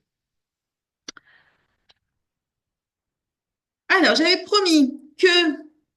Est-ce que c'est là? Je le vois même pas sur mes papiers, mais. Tac, tac, tac. Normalement, la slide. Ah. Oui, ça, je vous les ai montrés au fur et à mesure. Donc, on est bon. Et ça, c'est un petit rappel de ce que je vous ai dit hier, hein, parce qu'encore une fois, on parle beaucoup de demander, de faire des requêtes, de faire des prompts. Il y a 6 étapes clés pour vraiment être impactant et pertinent dans sa requête. Lui dire quel rôle il doit jouer, super important. Dire qui vous êtes, hein, si vous l'avez pas mis en dur dans les personnalisations de votre IA. À quelle cible, à quelle audience votre requête va s'adresser, lui décrire bien sûr ce qu'il doit faire, dire ce que vous allez en faire vous, c'est quoi l'objectif, qu'est-ce que vous voulez que ça fasse derrière, et puis lui demander si vous voulez préciser, si vous voulez que ça arrive dans un tableau, s'il faut que ce soit en liste à puces, s'il faut que ce soit en texte hyper détaillé, on peut même lui dire, alors il n'est pas très bon hein, pour tenir compte des nombres de mots, mais quand même si on lui dit, je veux un truc 40 mots maximum ou 800 mots maximum, il va quand même gérer à peu près dans les proportions. Donc, plus vous allez être précis dans votre demande, plus ça va être top. Après, on a 2 solutions là-dessus. C'est que soit je vais y aller avec une technique de j'envoie ma requête et puis je l'améliore au fur et à mesure. J'y vais un peu en mode essai-erreur. Et là, alors si je reprends j'ai perdu mon chat GPT, mais qui doit bien être quelque part. Euh, et là, je vais pouvoir. Non, j'ai plus de chat GPT. On va le remettre, c'est pas grave.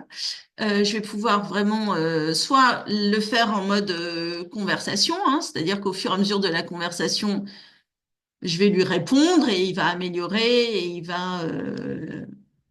va changer, modifier ce que je lui demande de modifier. Hop, je le remets là. Hop, là. Voilà, là, vous devez voir mon chat GPT. Donc là, par exemple, c'est le prompt qu'on a fait pour Amélie. Bon, bah, soit je continue et je lui dis, là, bah, peux-tu me préciser autre chose? Soit ce que je vais faire, je vais me rendre compte que c'est moi qui ai oublié de lui donner une information importante. Et là, je vais aller dans modifier. Et là, je vais pouvoir modifier pardon, alors, ça c'est sa réponse, c'est pas ça que je voulais faire. Voilà, c'est là, modifier le message. Et là, je vais pouvoir aller modifier directement ma requête, mon prompt. Donc là, je vais pouvoir le relancer. Ça a un double intérêt, c'est que bah, ça évite qu'il me réponde dans un autre message. Il va remplacer son message initial. Donc ça veut dire que moi après, j'ai pas un fil de conversation hyper long où je m'y retrouve plus dedans. L'autre chose, c'est que, alors je me souviens plus des limites, mais encore une fois, j'ai cette notion de token là dans ChatGPT et dans les autres, mais j'ai aussi le nombre de messages que je peux envoyer par jour, le nombre de prompts que je peux envoyer par jour. Donc si je fais ça, je modifie mon prompt et ça compte pas comme un prompt supplémentaire. Vous voyez? Donc voilà, ça permet aussi de gérer ça. Bon, voilà, on rentre dans de la subtilité, mais surtout, moi, je trouve que c'est plus clair pour moi parce qu'il va modifier sa réponse au lieu de faire une conversation à rallonge. Des fois, en revanche, j'utilise pas ça parce que j'ai envie de lui dire, j'ai envie de lui faire du feedback en lui disant qu'est-ce que j'ai aimé dans sa réponse et qu'est-ce qui me va pas. D'accord? Parce que ça permet de l'entraîner et de l'enrichir aussi. Mais si là, je me rends compte que j'ai oublié de lui préciser un truc important, bah, évidemment, je vais plutôt modifier comme ça. Et puis après, sur des prompts très complexes, je peux aussi pratiquer la technique de l'escalier. C'est-à-dire que je vais lui dire d'abord de décomposer. Euh, Par exemple, si j'avais envie là, je pourrais lui demander sur le prompt ici, bah, est-ce que tu peux me détailler d'abord les cailloux pour le client, etc. Est-ce que tu peux ensuite, dans un deuxième temps, lui demander de me faire trois propositions d'accroche pour la de transformation. Vous voyez, je peux lui demander des tâches simples, pas à pas, et puis à la fin, une fois que je suis contente, ce qui me permet d'avoir plus de contrôle, hein, et une fois à la fin que le rendu me plaît, là, je vais lui dire, OK, maintenant, à partir de toutes les informations qu'on a validées ensemble, écris-moi le prompt pour gamma, blablabla. Bla, bla, bla, bla. OK? Donc, plusieurs façons aussi après d'aller travailler avec son prompt, soit en modifiant notre requête initiale, soit en faisant des feedbacks et en continuant notre conversation, et soit en étant voilà, de tout dans le même prompt, soit au contraire avec la technique de l'escalier où j'y vais étape par étape. L'escalier, encore une fois, hein, ça me permet de mieux maîtriser, de mieux valider les choix sur chaque bloc.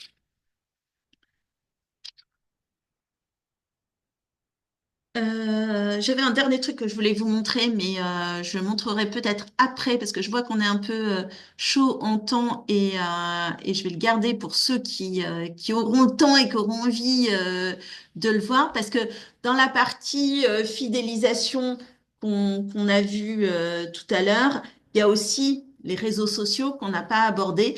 Et moi, il y a une fonctionnalité Canva que j'aime beaucoup qui est aussi sur la partie créer en bloc. Et ça, si ça vous intéresse, on pourra l'évoquer juste après, pour ceux qui auront le temps de déborder un tout petit peu. Euh, Hop.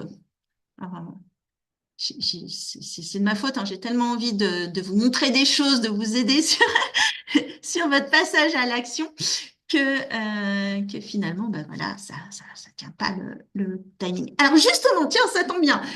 J'étais en train de dire passage à l'action. Je vous en dis pas plus pour l'instant, je vous le présenterai demain.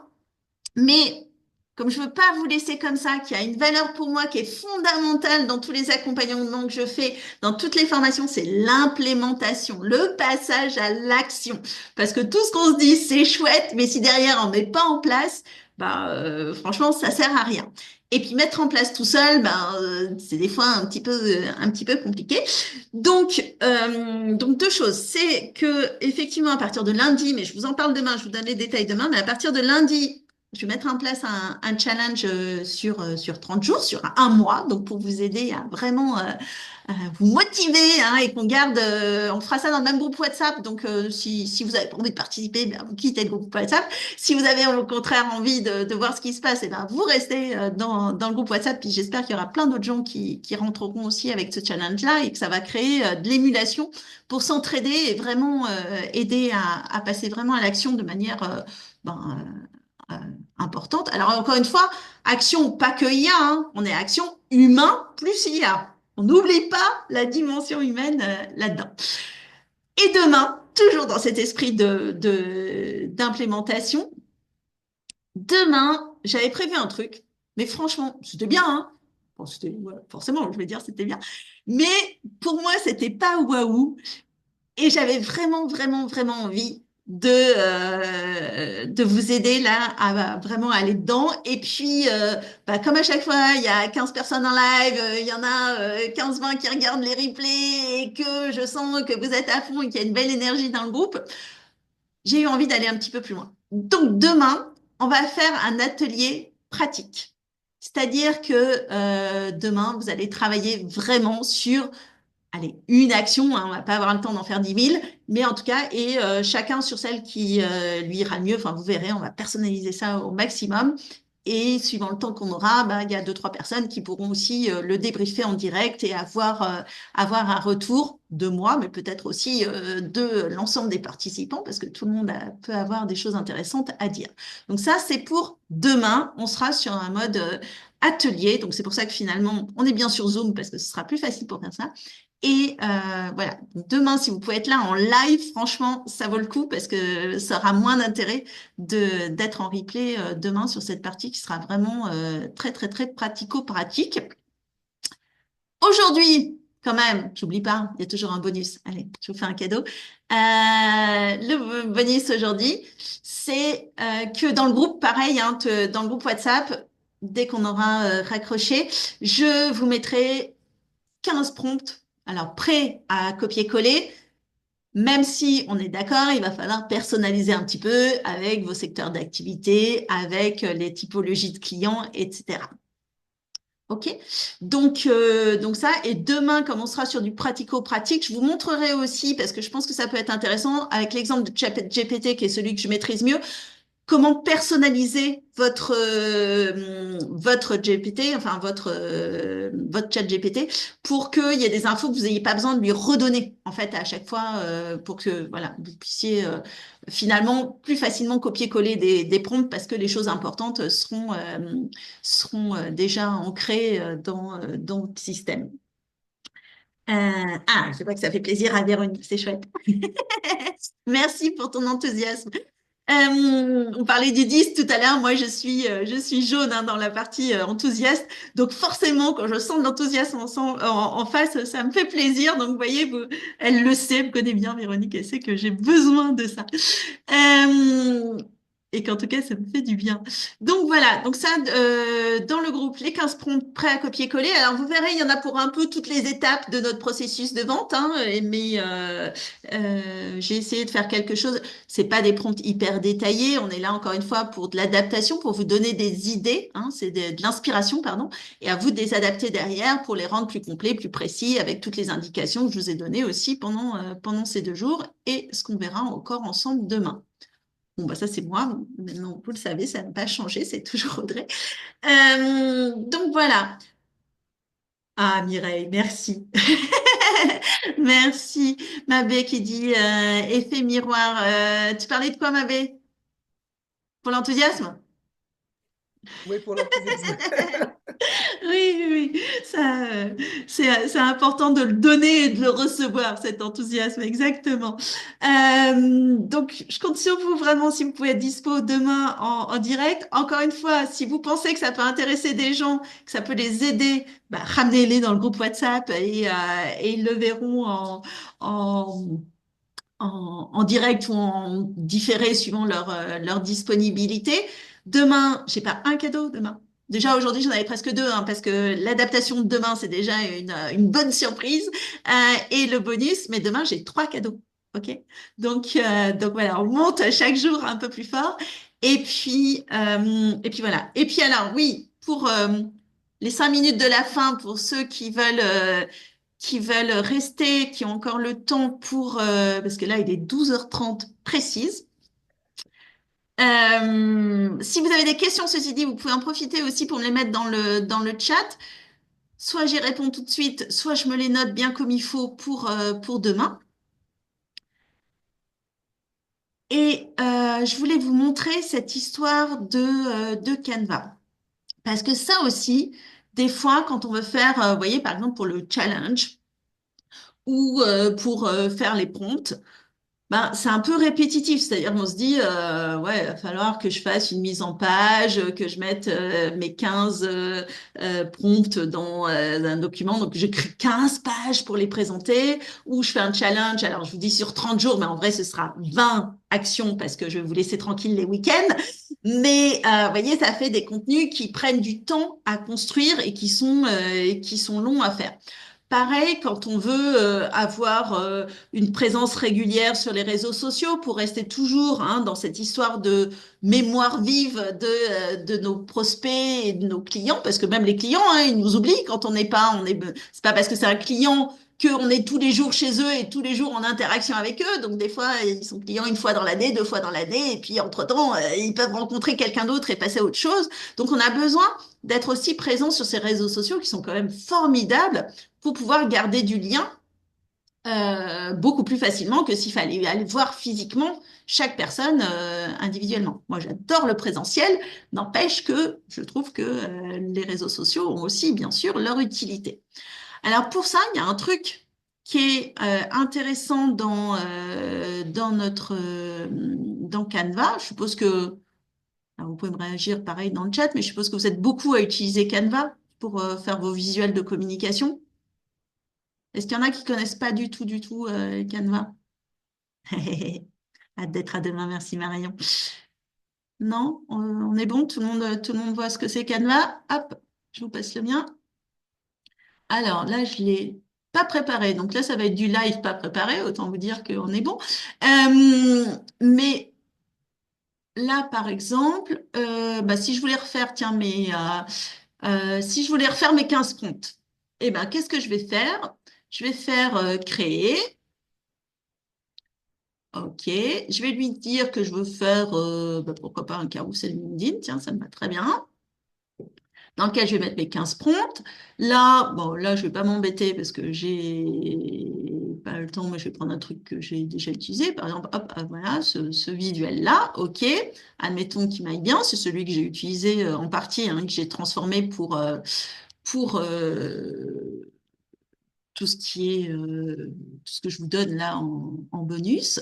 Et là, je vais lui dire, non, pardon, je vais lui dire, bah là, je veux que tu me mettes un titre. Je vais lui écrire comme il faut parce qu'il faut que ce soit dans la bonne police. Hop, tu vas me mettre un titre en 36 gras, voilà. Là, je vais lui dire, là, tu me mettras le texte. Hop. Et ouais, tu l'écris en bleu, c'est bien. Est-ce que le texte, je le veux comme ça? Non, je le veux aller en mode non, justifier, souvent ça rend mal, mais on va dire aligné à gauche. Le titre, il est censé être au milieu. Ok, moi je ne le vois pas bien au milieu, mais enfin, c'est parce que mon écran est incliné, donc voilà. Donc je vais dire ça. Et puis là, alors attendez, pareil, parce que hop, je vous vois plus. Là, je vais avoir ici, alors moi je l'ai sur le côté, mais il faut aller chercher dans les applis, là, voilà, vous cherchez dans l'aide de Canva, etc. Vous avez un truc qui s'appelle Créer en bloc. Créer en bloc. Ce truc-là est juste magique. Parce que là, je vais lui dire d'importer les données. Et j'espère que je vais retrouver, alors pas dans mes factures, ça c'est sûr, mais là, si je vais chercher un tableau Excel dans lequel j'avais mis tous les comptes que je voulais vous partager, ça doit être ça, pas le titre en entier, mais on va dire que c'est ça. Là, hop, je lui dis, prends voilà, les prompts, parfait. Et là, je vais faire ce qu'on appelle, comment il appelle ça déjà? Le tic, tic, tic, tic, tic. Alors, donc je vais lui dire, ah oui, je vais lui dire quelle colonne je veux déjà. Je veux l'objectif et je veux le prompt. Donc ça, c'est les colonnes B et C que je veux dans mon tableau. OK. Et il commence par un 1, parce que 1, c'est les titres. Il va commencer à 2, de 2 à 16. OK. Donc là, j'ai le prompt et j'ai à quoi ça sert. OK. Et là, je vais aller dans... Pourquoi je ne trouve pas là? Ah oui, il faut que je fasse poursuivre d'abord. Voilà. Et une fois que j'ai fait poursuivre, là, dans mon champ, je vais faire connecter les données. Et là, ça va être magique. Je prends connecter les données. Je lui dis que là, titre, ça correspond à l'objectif, donc préparer un rendez-vous pertinent. Et que là, texte, connecter les données, hop, ça correspond à la colonne B, contexte. Il ne l'a pas pris. Ah, tac, contexte client, non, je veux que tu fasses ça. OK, continuer. Bon, il y a des options avancées, etc. Mais voilà, je lui dis de tout sélectionner. Il a bien mes 15. Alors, il n'en a que 14, je ne sais pas. Il y avait du qui a sauté, mais c'est pas grave. Et il va me générer les 14 designs qu'il va me créer dans un dossier à part. Et là, normalement, c'est magique. Je me méfie, hein, chaque fois que je fais des choses en direct. Je me dis, normalement, c'est magique. Hop. Alors, ah non, c'est sûr. Voilà, non, j'étais pas sûre. Bon. Là, j'ai, alors il m'en a fait 14 parce qu'il y a un truc que j'ai mal fait. Bon, vous voyez que j'ai mis mon titre trop grand, donc il faudrait que là, en fait, je le mette plutôt en 20 parce que ça passe pas, voilà. Mais sur mon modèle, il aurait fallu que je le mette en plus petit. Mais là, il m'a fait le truc. Alors, là, par exemple, derrière, j'aurais dû le faire dans le tableau Excel pour pas avoir à le faire sur chaque slide, mais voilà, je vais lui mettre le prompt comme ça. Mais vous voyez que si j'ai bien préparé mon tableau Excel, là, encore une fois, je vous le fais en mode rapide, juste pour vous montrer l'idée. Mais là, j'ai mes 14, et si j'avais bien fait mes 15 slides qui sont presque prêtes. J'ai à changer peut-être une mise en page sur une parce qu'il y a un texte qui est plus long que les autres ou parce que je sais pas quoi. Mais si j'ai bien formaté mes titres au départ et que j'ai bien mis ce que je voulais dans mon tableau Excel et que ce soit prêt à copier-coller, eh ben j'ai fait qu'un slide en 2 minutes 30. Et ça fait partie des choses, alors qui sont pas automatisées, mais qui sont semi-automatisées ou en tout cas assistées par l'IA derrière qui sont en back-office, qui n'ont aucune incidence sur la qualité de ma relation client. Au contraire, parce que ça me permet de construire du contenu plus qualitatif, puisque je vais avoir un visuel qui va vraiment être le même, je vais pas avoir des décalages, des machins, des trucs.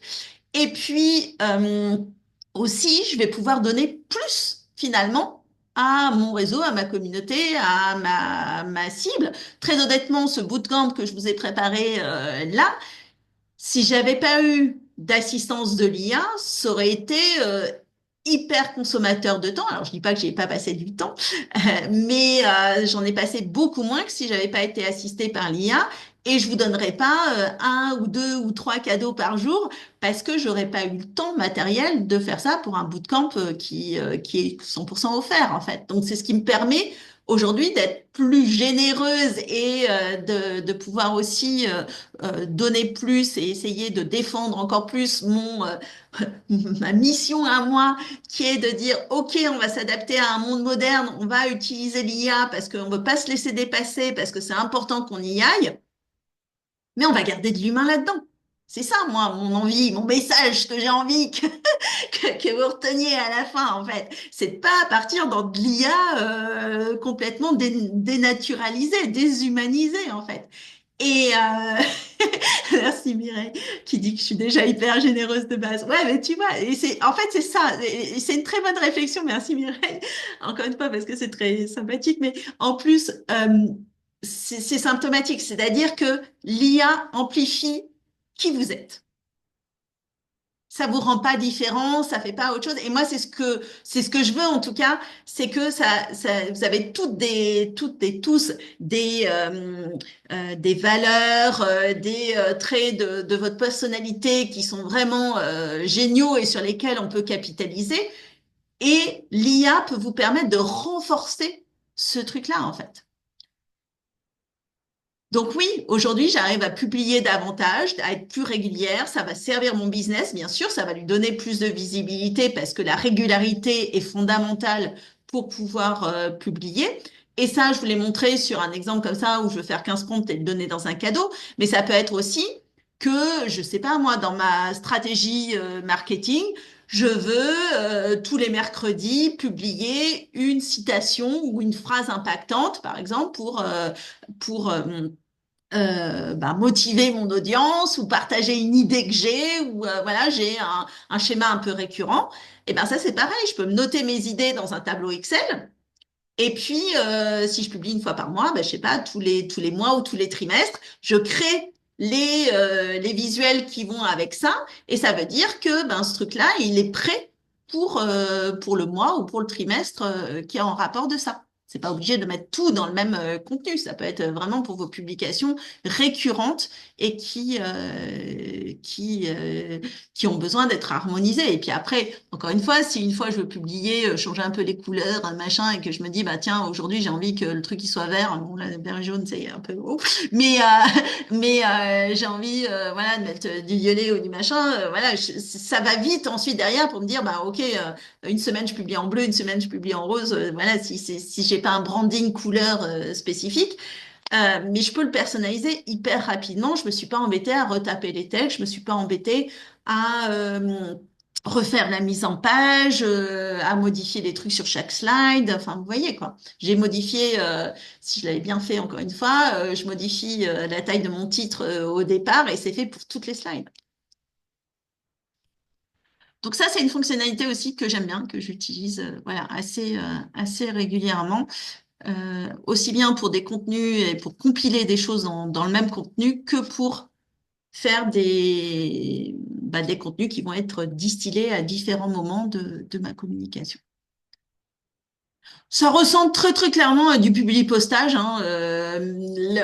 L'intérêt avec l'IA, c'est que en fait, souvent, on crée aussi le contenu au départ sur une IA. Enfin, si tu veux, quand tu veux chercher tes idées, etc., tu vas pouvoir commencer avec l'IA et ensuite lui demander de faire le tableau et ensuite l'intégrer là-dedans. Et en fait, ça utilise des sortes de connecteurs qui ressemblent à du publipostage, mais voilà, qui sont automatisés dans le système. Ça, c'est ce qu'on peut faire aussi. Si on est là-dessus, hein, c'est ce que font très bien des Zapier ou Make. Bon, je suis partie pour vous donner plein d'infos là. Vous restez, alors plus vous restez, plus je vous dis des trucs, moi, mais Zapier ou Make, hein, c'est pareil. C'est des petits outils qui servent de connecteurs pour automatiser des tâches. Ce que je vous dis, je crois que j'avais évoqué le sujet hier, mais j'avais pas donné de nom. Mais c'est par exemple, ben, chaque fois que je crée une facture dans mon logiciel de gestion, tu la déplaces dans tel dossier sur mon ordinateur ou sur mon OneDrive, Google Drive ou un truc comme ça, pour que j'ai pas besoin de le faire, ou tu crées un dossier ou ça envoie un mail. Ça peut être ça aussi. Chaque fois que je marque une facture est réglée, j'aime bien automatiser la compta, hein. On est sur du back office là encore, mais chaque fois que je marque qu'une facture est réglée, ben tu peux envoyer un mail au client pour dire que j'ai bien reçu son règlement. Voilà. Ça, c'est des choses qu'on peut automatiser et qui font que ben, on peut gagner du temps là-dessus. Moi, je sais plus sur quoi je voulais faire, mais j'avais un projet que je me suis noté. C'est pas dans mes priorités fondamentales, mais Zapier ou Make, ouais, c'est deux logiciels qui permettent de justement connecter les choses et qui sont hein, eux-mêmes alors, je sais pas comment ça fonctionne, me demandez pas les détails techniques, mais qui sont eux-mêmes alimentés à l'IA pour arriver à faire les choses de manière plus fluide et plus précise, quoi. L'IA est aujourd'hui dans beaucoup de logiciels. D'ailleurs, Anne, tu parlais de publipostage, ça fait penser à du Excel et du Word. Toute la suite Microsoft, elle est aujourd'hui boostée, endorphinée shooter à l'IA. On utilise plein d'IA. Tiens, ça me fait penser, et après j'arrête, promis de vous raconter des histoires, mais il y a 15 jours, j'étais aux États-Unis et je suis allée voir une expo sur l'intelligence artificielle au musée du MIT. Le MIT, c'est une des plus grandes écoles d'ingénieurs des États-Unis. Et ils avaient une expo là-dessus, je trouvais formidable.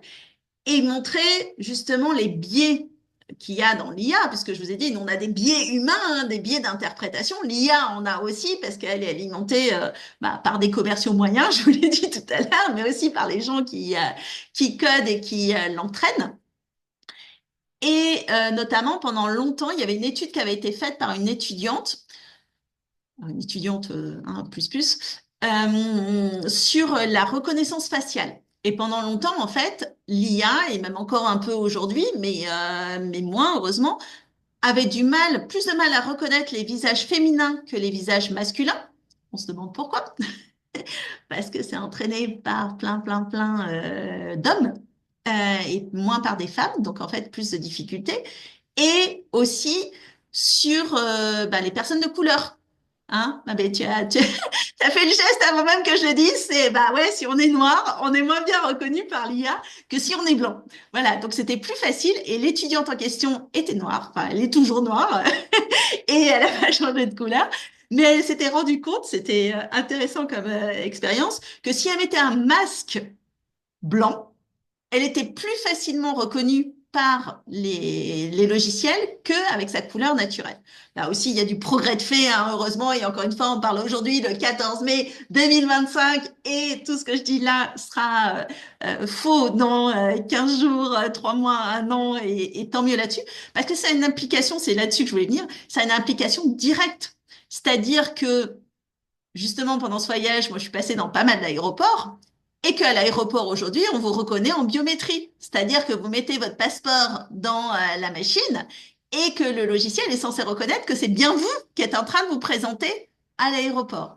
Et là, statistiquement, eh ben effectivement, ça bug plus sur des femmes, ça bug plus sur des profils de couleur. Donc, vous voyez que ça a une incidence réelle dans toutes les choses de notre quotidien finalement, parce que voilà, on n'y pense pas, on se dit pas c'est de l'intelligence artificielle. N'empêche que quand je me présente au contrôle douanier à l'aéroport, eh ben la reconnaissance, la capacité de reconnaissance de l'IA, ça a une incidence sur le fait que je vais pouvoir passer ou pas la douane. Alors évidemment, après, il y a un contrôle humain, hein, on est d'accord, mais ça veut dire que ça peut pas encore être 100% automatisé parce qu'il y a aussi ces biais-là qui jouent. J'avais promis que je m'arrêtais, donc je m'arrête. En tout cas, merci d'être restés, même ceux qui ont pu rester sur ce petit dépassement, finalement, quasiment tout le monde. Et on a eu trois, quatre départs. De toute façon, je vais laisser ça dans le replay aussi, parce que malgré tout, si ça les intéresse, ils l'écouteront. Si ça les intéresse pas, c'est discrétion finale. Ils seront libres d'arrêter le replay. Donc, si vous êtes vous en train de nous écouter en replay, sentez-vous libre de faire ce que vous avez envie. En tout cas, merci infiniment pour votre présence aujourd'hui. Demain, je rappelle, on est sur vraiment du pratico-pratique et ce sera intéressant à écouter en replay quand même parce qu'on peut toujours apprendre hein, de ce que proposent les autres. Mais si vous êtes là, bah, ce sera encore mieux parce que vous pourrez passer à l'action en direct.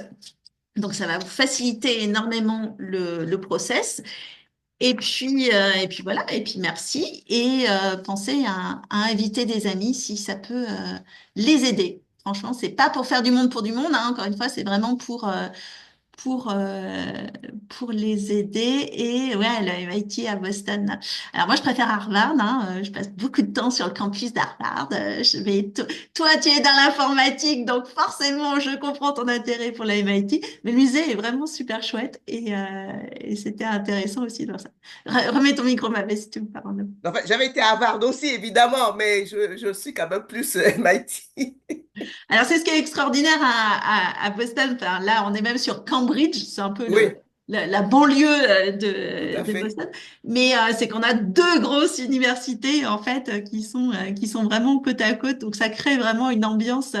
Et moi, ce que j'adore, c'est aller, vous voyez, on parle de d'IA et de numérique, mais moi j'adore aller dans les librairies en fait dans ce quartier-là parce que c'est une source C'est foisonnant. d'inspiration phénoménale.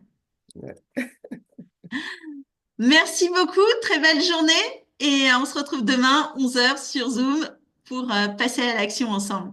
Bonne journée!